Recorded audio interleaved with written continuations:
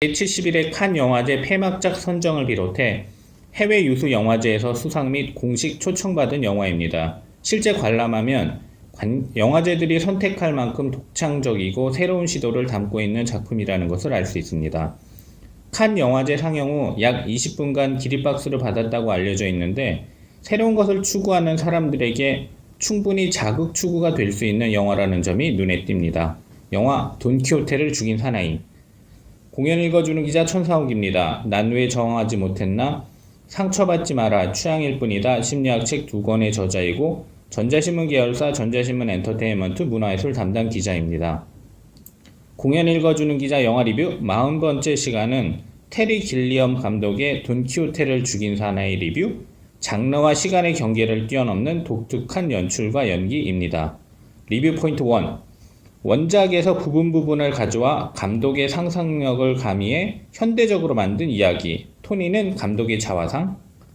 보드카 광고 촬영을 위해 스페인의 작은 마을로 오게 된 잘나가는 천재 CF 감독 토비는 촬영의 고전을 겪는 중 우연히 스페인에서 촬영했던 자신의 졸업작품이자 출세작 돈키호테를 죽인 사나이 DVD를 보게 되고 당시 영화 촬영 장소를 찾아갑니다. 아담 드라이버 배우가 토비 역입니다. 진짜 돈키호테가 된 구두방 할아버지는 토비에게 산초라고 부르며 반갑게 맞이하죠. 17세기 돈키호테와 21세기 산초의 만남은 환상적이고 기묘한 여행을 시작하게 만듭니다. 조나단 프라이스 배우가 돈키호테입니다. 영화 돈키호테를 죽인 사나이는 원작에서 부분을 가져와 감독의 상상력을 가미해 현대적으로 만든 이야기입니다. 현대적으로 재해석된 스토리텔링은 감독의 자전적 이야기를 바탕으로 하고 있을 수도 있고, 감독이 돈키호테와 같은 상상력을 발휘했기 때문일 수도 있습니다. 영화 속 천재 CF 감독인 토비는 고정관념을 깨기 위해 현지 주민들을 배우로 섭외하기도 하는 등 기존 틀을 깨기 위해 과감한 시도를 하는데, 테리 길리엄 감독이 자신의 모습 혹은 자신이 되고 싶은 모습을 토비에게 투영했다고 볼 수 있죠. 원작 소설과 영화, 현실의 경계를 마구 넘나드는데 세 가지의 차원이 만났다 헤어졌다, 겹쳐졌다 분리됐다를 반복하는 느낌을 줍니다. 과거와 현재도 같은 방법으로 넘나드는데 재현 다큐멘터리 같은 느낌도 있죠. 그렇지만 무척 모범적으로 영화를 보는 관객에게는 스토리텔링이 갈피를 잡지 못하게 진행된다고 느껴질 수도 있습니다. 영화 속 토니 못지않게 테리 길리엄 감독과 돈키호테를 죽인 사나이 자체도 독특합니다. 돈키호테가 주인공인지 돈키호테를 죽인 사나이가 주인공인지 영화 제목에서부터 호기심을 가지게 만드는데, 정서와 감정의 중심이 누구인지도 관객이 감정이입할 때 중요하게 작용할 수 있습니다. 완전히 초현실적이지도 않고 정직하게 현실적이지도 않은 두 가지가 겹쳐져 있다고 느껴지는 영화인데, 디테일에서 큰 재미를 느끼는 관객은 특히 더 많이 깨알 같은 환희를 경험할 수 있을 것입니다. 리뷰 포인트 2. 진짜 돈키호테라면 저렇게 진지했을 것이라고 느끼게 만드는 조나단 프라이스의 연기력.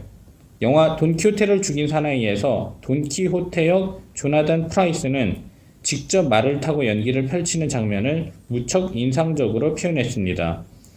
산초라고 불리는 토비역 아담 드라이버가 개성적이고 독특한 연기를 펼친다면, 조나단 프라이스는 그 자체가 개성이자 독특함으로 느껴집니다. 토비가 돈키호테로 오해받는 게 아니라 산초로 오해받았다는 것은 독특함에도 차원의 다름이 있다는 것을 알려주는 것 같습니다.